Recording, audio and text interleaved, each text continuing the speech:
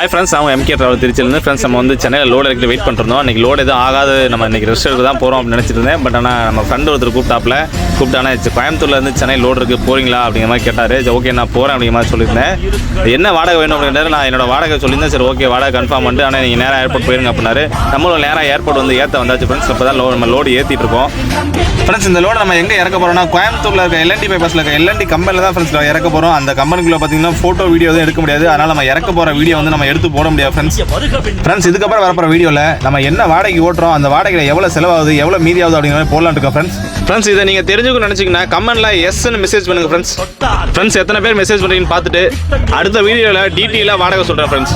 இந்த வீடியோ போகிறது தான் ஃப்ரெண்ட்ஸ் புதுசு. நம்ம இந்த டிரான்ஸ்போர்ட் ஃபீல்டுக்கு புதுசு இல்லை ஃப்ரெண்ட்ஸ்.